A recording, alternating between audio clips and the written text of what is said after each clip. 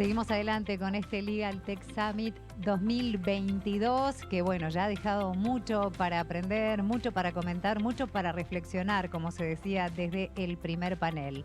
Pero se los anunciábamos antes de esta breve pausa. Tenemos un tema por delante de muchísima actualidad que cada vez más genera preocupación y por supuesto también se buscan diferentes aristas para hablar sobre sustentabilidad, sobre toda la problemática relacionada con lo medioambiental, y es sobre eso sobre lo que vamos a estar conversando en esta próxima etapa de bonos sostenibles y blockchain, para la cual vamos a darle la bienvenida a quienes serán, quienes compartan con nosotros sus experiencias. Vamos a saludar primero a Sofía Arguindegui de Grant Thornton. Ella es gerente de consultoría económica, así que a ti, Sofía, muy buenos días y el gusto de verte y de saludarte. Hola, buenos días. Muchas gracias.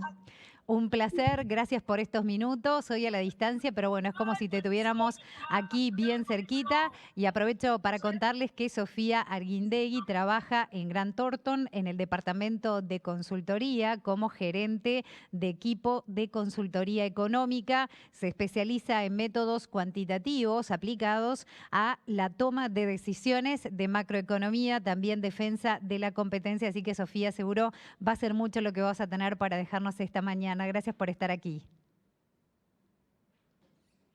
Gracias a ti por la presentación. Un placer. Un gusto. Seguimos presentando a quienes nos van a acompañar. Victoria Garabato es socia de Estudio Posadas. Victoria, muy buenos días. ¿Estás por allí? Sí, muy buenos días a ustedes y muchas gracias a todos por acompañarnos. Por favor, un placer. Les cuento, Victoria se desempeña en el área de Derecho Corporativo y Bancario, donde se especializa en Derecho Bancario y Financiero, también en fusiones y adquisiciones, Derecho de la Energía y también de Recursos Naturales e Inversión Externa. Así que también mucho, Victoria, vas a tener para comentar con nosotros esta mañana. Sí, y muchas gracias por la presentación y bueno, es un gusto para mí estar con ustedes hoy. Un placer, gracias. Y nuestro tercer invitado es Sebastián Ramos, es socio de Ferrer Abogados. A los tres los tenemos esta mañana en forma remota, como lo decíamos también, aprovechando este beneficio que nos brinda la tecnología. Sebastián, muy buenos días. Hola, buenos días para todos. Un placer saludarte, Sebastián, que forma parte del Departamento de Banca y Finanzas de Ferrer. Es experto en contratos, también especializado en redactar y negociar acuerdos para proyectos complejos. Vaya tema realmente en estos tiempos difíciles. También brinda asesoría legal a clientes en una estructuración, desarrollo y financiamiento de proyectos. Así que, Sebastián, muchísimas gracias también a ti por acompañarnos. Por favor, un placer. Los dejo entonces a ustedes para compartir acerca de este tema que, bueno, como lo mencionaba al principio, afortunadamente también cada vez se presta más atención a este tipo de temáticas. Sí, ni que hablar. Buen día para todos y para todas. Es un gusto estar esta mañana con todos ustedes.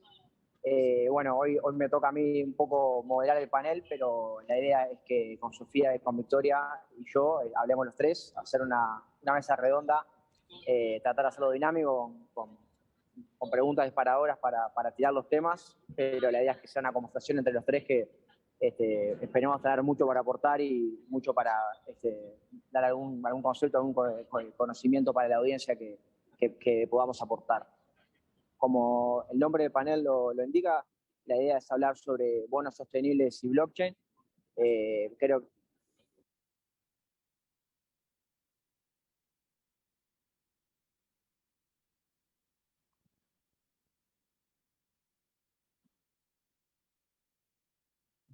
la idea es hablar sobre bonos sostenibles y blockchain.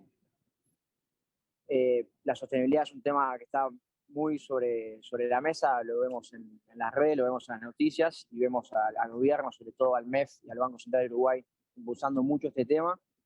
Y nos pareció oportuno conversar sobre cómo la tecnología y en particular el blockchain puede aportar a que las finanzas sostenibles sean un instrumento que realmente aporten a la sustentabilidad del país y de todo el planeta. Así que la idea del panel es hablar primero en forma muy genérica de finanzas sostenibles y de bonos sostenibles, repasando un poquito cuál ha sido la experiencia del país y lo que el país está proponiendo en estos temas, y finalizar con una tercera parte enfocado sobre cómo el blockchain puede ayudar a que estos instrumentos financieros se desarrollen y hagan que más dinero vaya a proyectos de sostenibilidad. Entonces, sin más, vamos a dar comienzo y me gustaría empezando a hablar de finanzas sostenibles, ya que obviamente los bonos sostenibles son un instrumento dentro de las finanzas sostenibles. Le quería pedir a Victoria que nos explique en qué consisten las finanzas sostenibles, así como un 101 para que aquel despistado que quizás todavía no tiene idea del tema pueda meterse de lleno. Muchas gracias, Sebastián, por la pregunta. Buenos días a todos y gracias nuevamente por acompañarnos en este panel. Ya entrando en tema y respondiendo a la pregunta de Sebastián, si bien el tema de las finanzas sostenibles es un tema súper amplio y que creo que podría dar para un panel entero, pero un poco en forma resumida y en este intento de tratar de dar un concepto de qué son las finanzas sostenibles. De mi forma de ver, creo que las podemos entender como una forma de justamente de enfocar las finanzas que implica que en el proceso de toma de decisiones de una inversión se tengan en cuenta lo que son justamente factores de sostenibilidad. Y ahí un poco la pregunta tal vez cantada, ¿qué son estos factores de sostenibilidad? Creo que en la actualidad hoy ya existe como un consenso en estructurar esta idea de sostenibilidad en torno a tres conceptos fundamentales, que creo que todos deben de haber escuchado hablar y que conforman un poco las siglas de ESG, que es por su denominación en inglés, pero tal vez es la forma que más comúnmente las conocemos, y que justamente refiere a estos tres aspectos fundamentales que hablábamos, que son los aspectos ambientales, sociales y de gobernanza. Las cuestiones ambientales, como su nombre está claro, están relacionadas básicamente con lo que es el cambio climático, la protección del medio ambiente. Después, las cuestiones sociales van a estar relacionadas ya con temas más de desigualdad y de inclusión, y la gobernanza, obviamente, que va a ser un aspecto clave o fundamental para lo que es la incorporación de estas otras dos cuestiones en la toma de decisiones de una compañía. Por último, y para ir cerrando a los efectos, no extenderme mucho más, creo que un mensaje importante y algo importante para destacar en esta charla es que, las finanzas sostenibles creo que llegaron para quedarse. Hoy son una realidad que está y que me parece que las empresas tienen que considerar, tanto a la hora de captar inversiones como a la hora de captar, incluso de retener talento. De hecho, yo un poco, cuando estaba preparando este panel, me puse a repasar algunos números, y por ejemplo hay una encuesta algo reciente de Morgan Stanley que está bastante interesante, que es justamente sobre inversiones sostenibles, y esta encuesta arrojó que el 85% de los inversores está interesado o quiere invertir en inversiones sostenibles. Este número hoy debe ser algo mayor porque la encuesta esta arroja resultados que son del 2019, pero el número hoy debe ser algo mayor.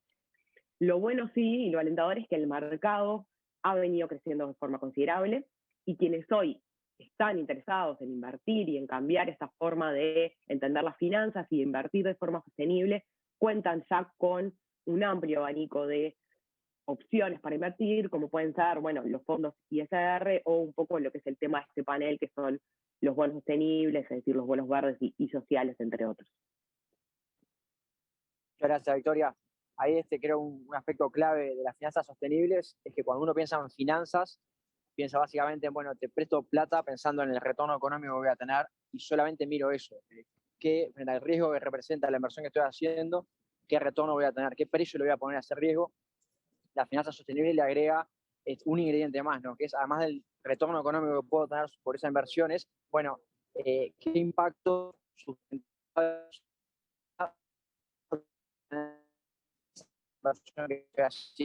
creo que ahí el inversor puede reinar un poco el retorno económico sobre que haya un beneficio de sostenibilidad. Los bonos sostenibles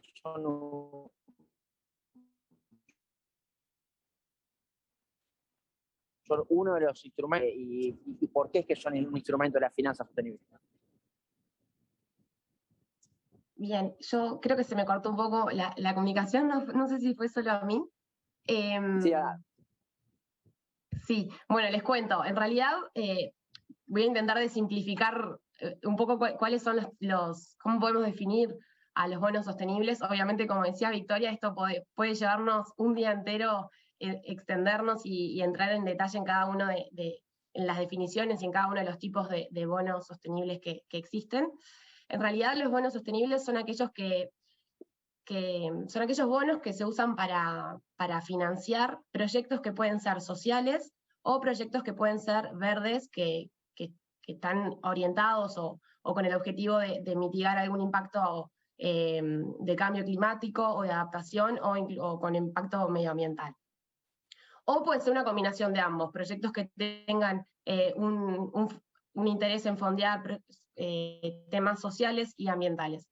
Por otro lado, también se conocen proyectos tipos de bonos sostenibles que estén no asociados directamente a proyectos, pero sí a indicadores de desempeño que puedan tener, que puedan ser considerados sostenibles. En realidad nos podemos preguntar cuáles son los beneficios y por qué generar toda esta estructura diferente a algo que quizás ya existía, porque ya tenemos emisiones o bonos que intentan fondear proyectos. ¿Por qué agregamos toda esta nueva estructura? En realidad, el beneficio que tienen este tipo de bonos, primero es la comunicación de ese impacto positivo. Como decía Sebastián, hay mucho interés desde los inversores en generar nuevos instrumentos que sean más innovadores. O sea, el sector financiero también está innovando en temas de los instrumentos y los vehículos que utiliza. A su vez, estamos en un contexto que es un poquito más restrictivo en términos de acceso al crédito, donde se intentó buscar algunas sinergias que puedan existir desde el mercado financiero con iniciativas que puedan venir desde la política pública o desde buenas gestiones privadas, y así es que se llegó a estos instrumentos que lo que hacen es captar fondos de inversores asociados o a proyectos o bien a resultados, que tengan un vínculo, vamos a decir, proyectos verdes o sociales como ya planteaba al inicio. perfecto. Es decir, están los bonos sociales, están los bonos verdes, o pueden ser los sostenibles si el objetivo o el destino del dinero es social y ambiental. Pero además, Victoria, hay bonos, lo que se llaman los bonos azules, los bonos de género, y están los bonos con vínculo de sostenibilidad. ¿En qué consisten esos? Sí, exacto. Ya un poco, tal vez para poner en blanco y negro lo que es la clasificación y los tipos de bonos que existen, Sofía ya adelantó algunos. La realidad es que a la hora de clasificar los bonos existe esta gran división que adelantó recién Sofía, que es un poco los bonos del uso de fondo y los bonos de propósito generales, o también llamados, como recién vos bien decías, Sebastián, los bonos vinculados a la sostenibilidad.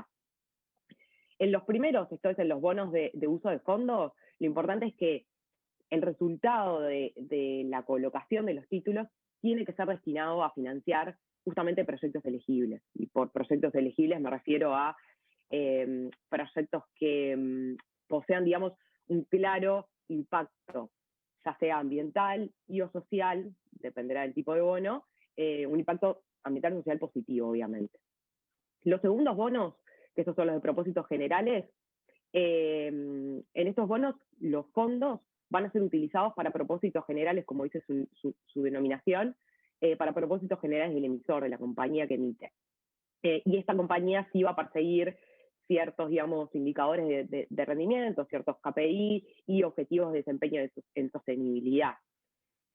Es decir, a diferencia de los primeros que estaban ligados a un proyecto elegible específico, estos no van a estar ligados a ningún proyecto específico, sino que los fondos que se obtengan de la colocación de estos bonos se va a utilizar para propósitos generales de la compañía, que esta sí va a perseguir ciertos indicadores de rendimiento y ciertos objetivos de desempeño en sostenibilidad.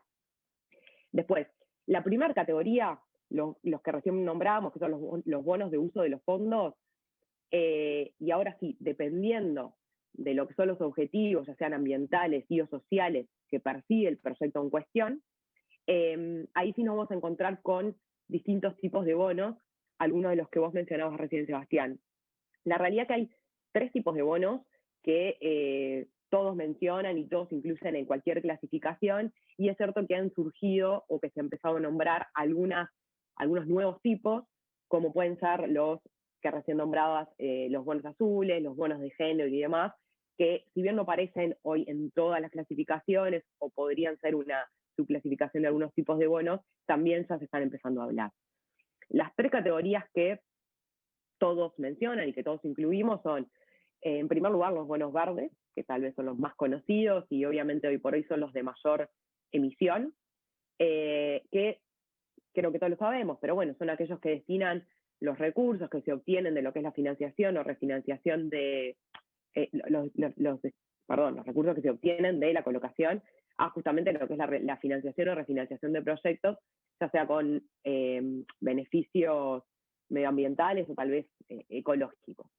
Y acá entran claramente todos lo que son los proyectos de, no sé, por nombrar algunos, de energía renovable, proyectos de construcciones eficientes, transporte limpio, gestión sostenible de lo que pueden ser recursos naturales, gestión de residuos, no sé, creo que la lista es muy amplia.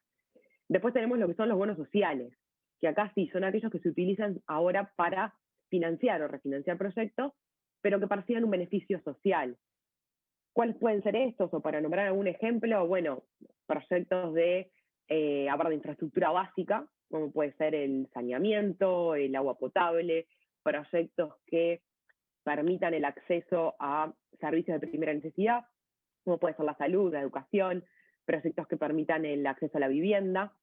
Y además, y para nombrar capaz que un ejemplo reciente que todos debemos haber escuchado, en el marco de la pandemia se emitieron una gran cantidad de bonos para paliar justamente lo que eran los efectos negativos del COVID-19, y esos bonos que se emitieron con esta finalidad entran justamente en lo que es la categoría de bonos sociales. Y después tenemos una tercera y última categoría, que serían aquellos bonos, son los bonos sostenibles, que son aquellos bonos que se destinan a financiar proyectos que combinan ya sea beneficios ambientales y beneficios sociales.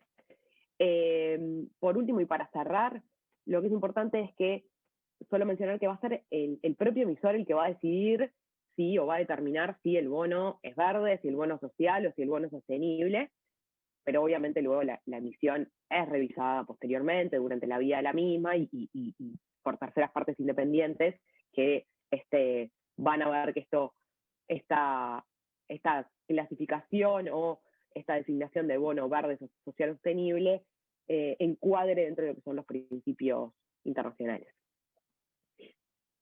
Bárbaro, muchas gracias, Victoria. Y ahí tú decías algo importante, cuando clasificabas a los bonos, decías básicamente los bonos de destino, eso es, bueno, yo el dinero que obtengo de la emisión la tengo que utilizar sí o sí para este proyecto que definí de antemano. Después están los bonos de propósito general, que yo con la plata, en definitiva, puedo hacer lo que quiera, pero después a mí, los inversores, me hacen un escrutinio sobre, bueno, qué resultados obtuve en cuanto a objetivos sostenible, o varios estándares que decías, que es un poco lo difícil, ¿no? Poder bajar a tierra, cómo mido o qué estándares uso para definir qué tengo que cumplir, cómo lo tengo que cumplir y sobre todo cómo lo mido y cómo me aseguro de si efectivamente hice lo que dije que iba a hacer. Ahí, Sofía, es justamente para ayudar a los emisores a estructurar sus bonos y luego poder hacer esa rendición de cuentas. Sí, hay algunas guías internacionales, pero en realidad esas guías son procedimientos, vamos a decir, voluntarios, que cada emisor puede ajustarse a ellas o no. Simplemente son guías que marcan un poco qué es lo esperable para este tipo de bonos, qué aspectos deberían ser contemplados o deberían ser definidos previos a la emisión.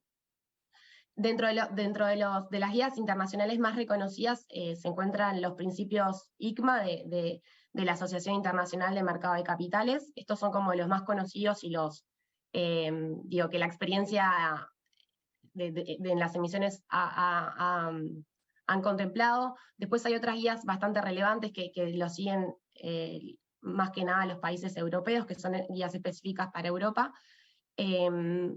Y bueno, y cada una de estas guías a su vez tiene particularidades y aspectos diferenciales si la emisión es o un bono, como decíamos, un bono verde o un bono social o un bono vinculado a indicadores de sostenibilidad. Luego también, además de estas guías hacia los marcos de emisión, que decimos que pueden ser voluntarias o no, tenemos también algunos estándares a los que los instrumentos pueden seguir. Por ejemplo, dentro de los estándares, que estos sí que son bastante conocidos por todos, están los Objetivos de Desarrollo Sostenible de las Naciones Unidas, que marcan algunos, vamos a decir, indicadores o objetivos de desarrollo que son ampliamente conocidos por todo el mundo. Entonces tenemos, en principio, unas guías que establecen cómo sería ese marco de emisión, que se pueden seguir de forma voluntaria, y por otro lado tenemos también algunos estándares de objetivos que también son comúnmente utilizados por el mercado.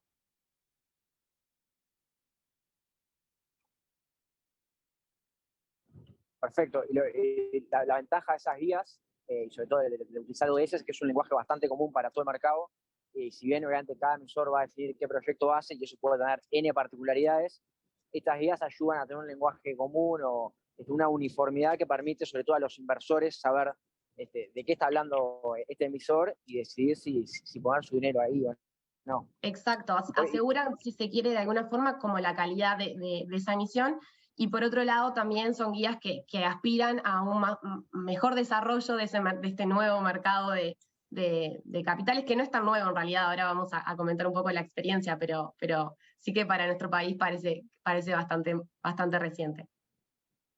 Ahí está, perfecto. Y ahí ya me diste el pie, Sofía, para pasar a Uruguay. Se habla de la estructuración, que obviamente puede ser complejo, pero una vez que se hace 1, 2, 3, es un poco como no reventar la rueda, sino ir sobre la experiencia, sobre los antecedentes, pero sí para las finanzas sostenibles, sobre todo para los bonos sostenibles, se dice que uno de los mayores problemas, o si se quiere, obstáculos a superar, es el tema de cómo mido esas metas que yo dije que iba a cumplir, cómo rindo cuentas, y sobre todo me aseguro de si cumplí o no. Tú, Victoria, ¿ves que el tema de los reportes y la medición y los estándares puede ser un obstáculo o algo, una vara muy alta como para que las finanzas sostenibles se desarrollen en Uruguay?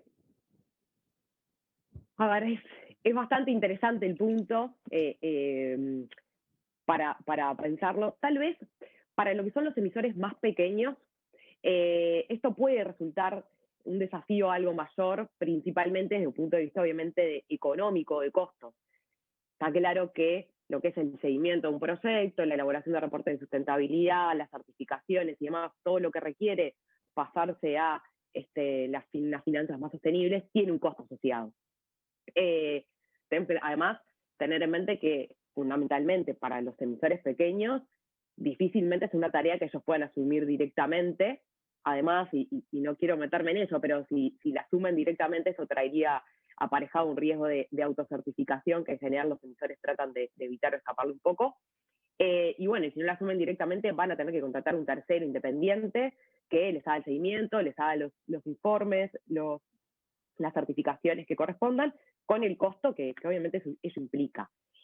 La realidad y la forma en que yo lo veo es que el beneficio para el emisor va a tener que compensar algunos de estos costos adicionales que el cambio de una conducta y pasarse a unas finanzas sostenibles tiene aparejado. No sé, Sofía, si vos lo ves así o si no sé, tenés algo para complementar, pero me parece que viene un poco atado a que los beneficios van a tener que ser mayores o de alguna manera compensar estos costos adicionales.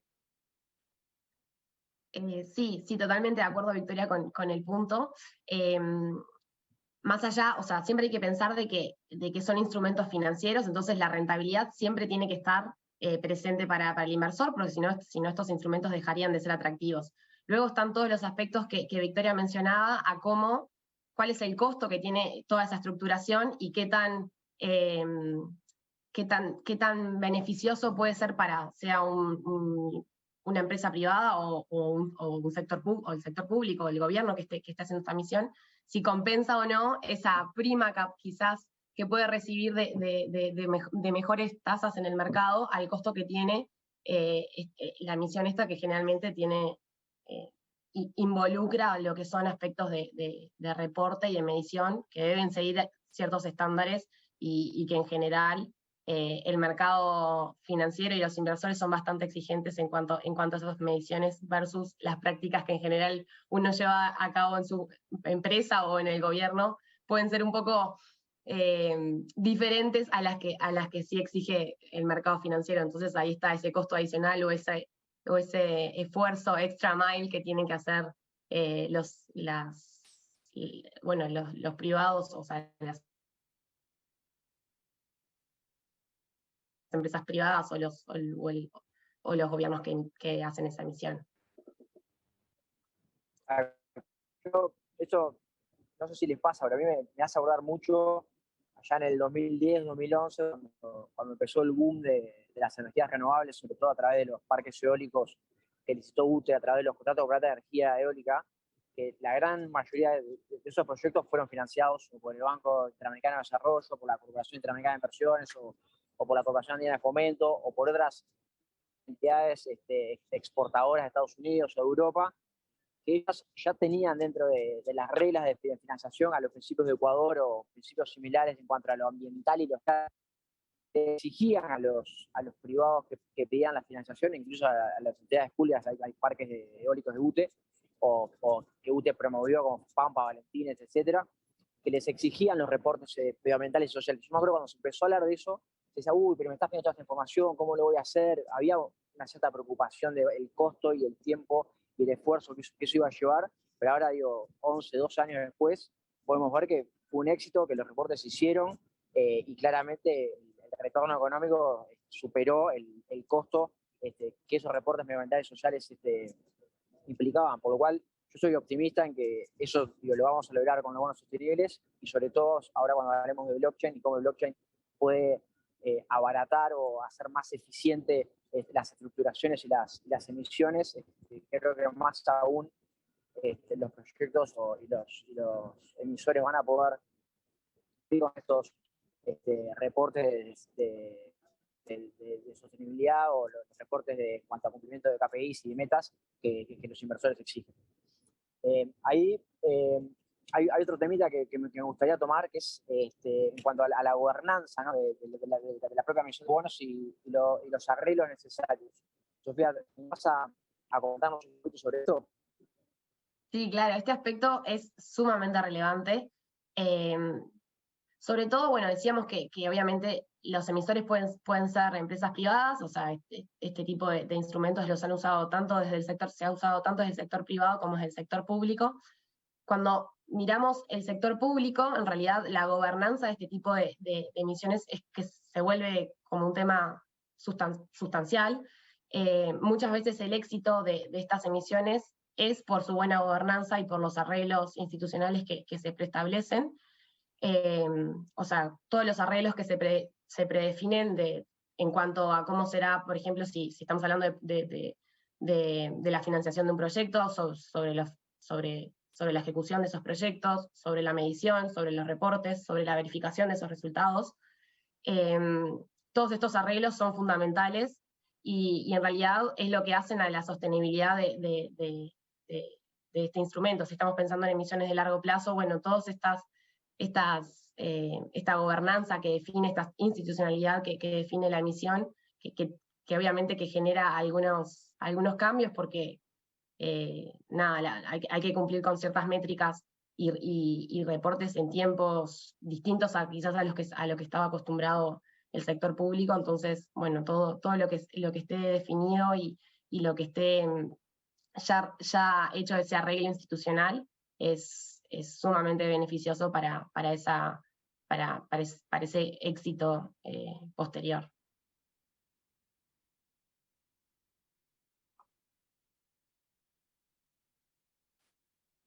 Bárbaro.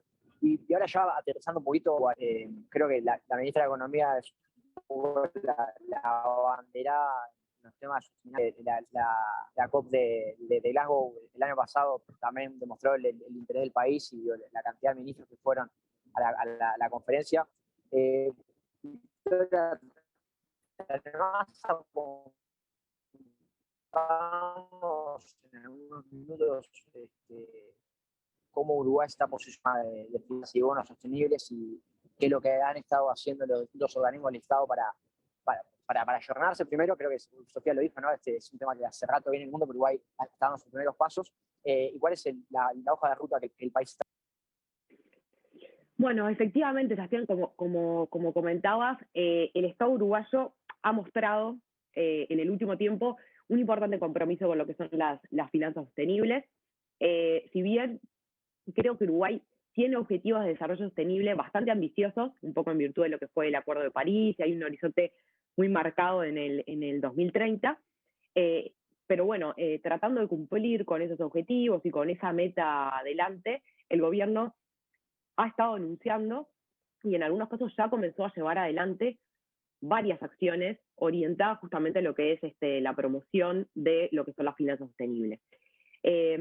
Para nombrar algunas de esas acciones, creo que las que más se destacan son, por un lado, una decisión que adoptó el BCU de invertir parte de sus activos de reserva en justamente proyectos sustentables. Y cumpliendo, siguiendo un poco esa decisión adoptada por el BCU, parte de los activos del BCU ya se comenzaron a invertir en lo que es un fondo nominado en dólares, que es un fondo administrado por el Banco de Pagos Internacionales, y que justamente ese fondo tiene como objetivo invertir en bonos verdes.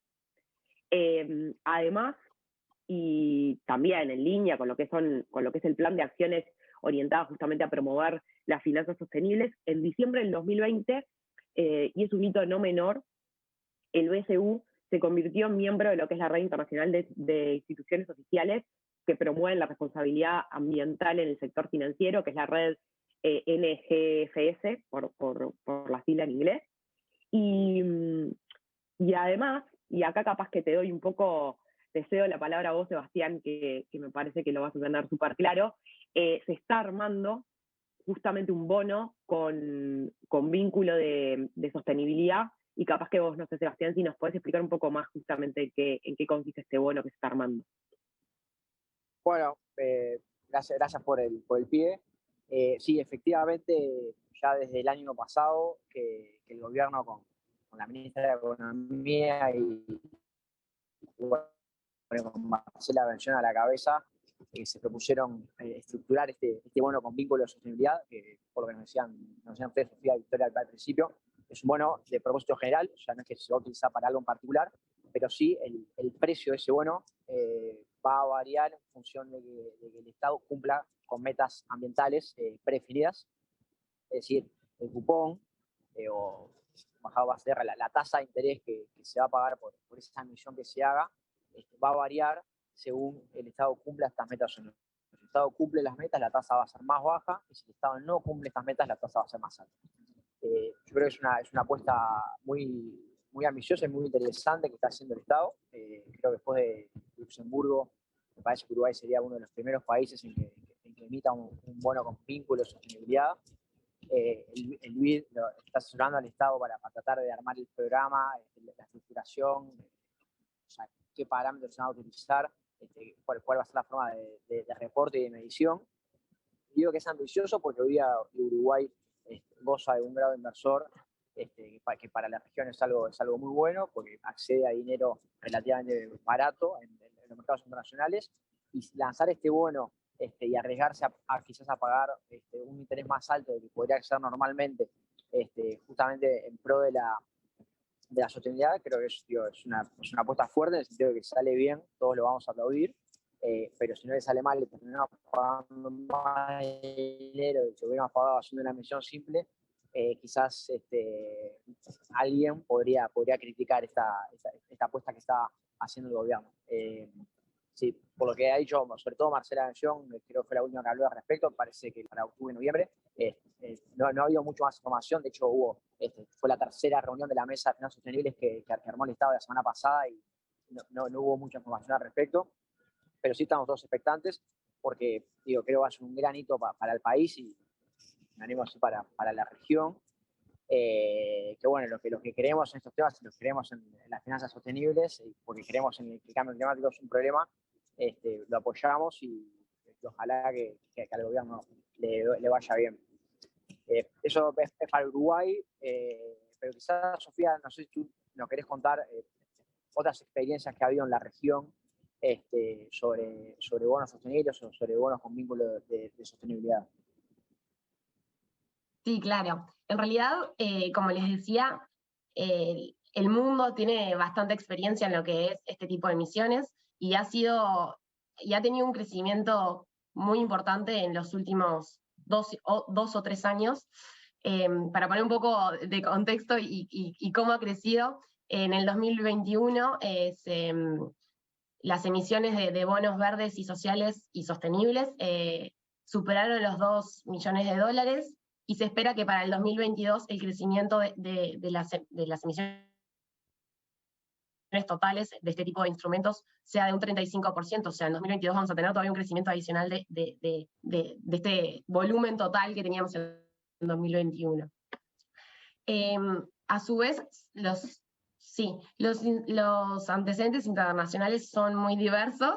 Bueno, no tenemos mucho tiempo para expandirnos y podríamos también dedicarle mucho tiempo a cuáles son todas esas experiencias. Quizás la más notable para comentar es la de Chile, que en realidad se adelantó un poco a lo que venía trabajando Uruguay con este bono vinculado a sostenibilidad y emitió en inicios de este año, y fue el primer país en emitir un bono vinculado a indicadores sostenibles, específicamente vinculados a emisiones de gases de efecto invernadero, y se adelantó, vamos a decir, a lo que Uruguay venía trabajando todo el año pasado, que se esperaba que estuviera pronto para el 2022. Bueno, Chile, a inicios del 2022, hizo esa primera emisión y se convirtió en el primer país en hacer una emisión de bonos vinculados a indicadores sostenibles.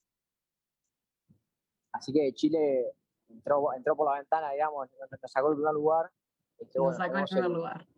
Tenemos el aliciente que por lo menos vamos al Mundial de Qatar nosotros, y ellos y tenemos las lecciones aprendidas de Chile. Exacto, bueno, eso sin duda, ¿no? Aprovechar la experiencia y no tener que reinventar la rueda, que son costosos, creo que siempre es bueno y nada, era un tono de broma obviamente en el Mundial, pero sí, sin duda aprender la experiencia ajena y tomar las buenas prácticas y los buenos caminos creo que es algo que todos debemos hacer. Nos acaban de decir por la cucaracha que estamos terminando, pero bueno, nada, simplemente para hablar un poquito de blockchain, de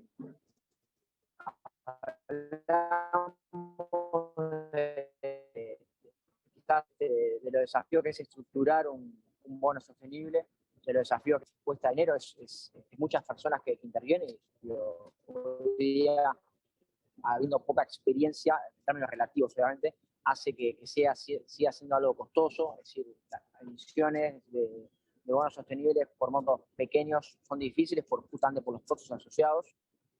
Y ahí es donde nosotros creemos que el blockchain es una oportunidad única para el desarrollo de estos instrumentos.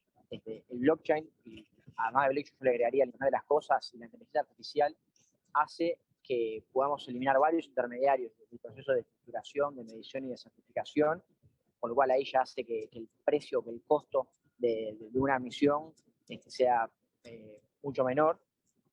Imagínense que a través de la inteligencia artificial, o sea, podemos poner sensores en los proyectos, no es un proyecto verde que se financie, podemos poner sensores en los activos de ese proyecto para que la información vaya directamente a los inversores sin que haya intermediarios. O sea, un inversor agarra su billetera electrónica y a través de la inteligencia artificial que nos va justamente descifrando y ordenando toda esa información que a veces puede ser caótica o que puede ser muy costoso ordenar. Bueno, a través de la inteligencia artificial eso lo podemos hacer en términos relativamente rápidos y sencillos y muy baratos, y hace que toda la cadena de intermediarios que tienen que haber para que al inversor le llegue la información, los reportes, las certificaciones, etcétera, eso casi desaparezca. Y es una realidad que digo, ya en febrero de 2019 fue la primera emisión con blockchain de un bono sostenible que la hizo BBVA para MAPFRE.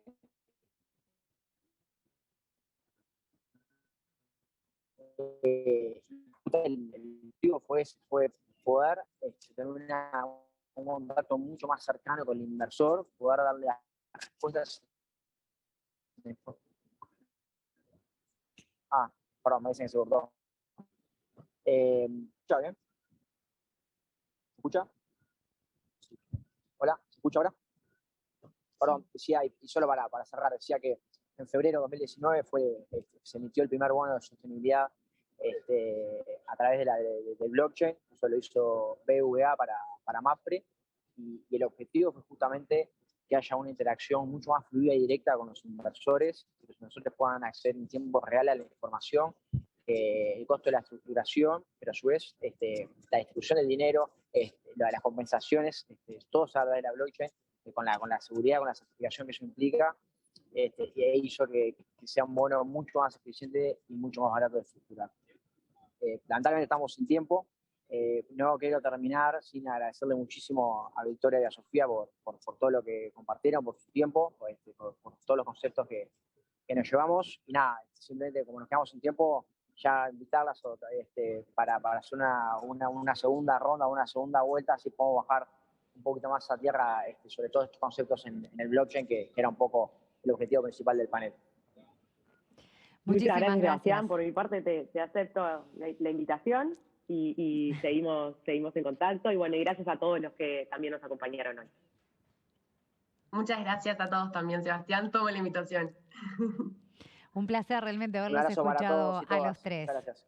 Muchísimas gracias a los tres, como decíamos, y bueno, seguimos sacando apuntes para el resto de estas 2 jornadas y que abren además la puerta claramente a una tercera edición de este evento que tanto nos está dejando para aprender y para conocer, y de cada uno de nuestros más de 90 speakers vamos a ir sacando información y temáticas que realmente sorprenden, que llaman la atención. Estábamos escuchando ahora a Sebastián Ramos de Ferrer Abogados, también Victoria Garabato del Estudio Posadas y Sofía Arguindegui de Grant Thornton, que compartían con nosotros acerca de este tema clave para la temática de este Legal Tech Summit, que seguimos compartiendo ahora con otro de esos temas que uno dice, hablar de inteligencia artificial y a la vez hablar de lo que puede ser un tema legal, puede sonar un poco distinto, puede parecer que no es tan probable, pero es lo que va a pasar en la próxima conferencia. Sobre ese tema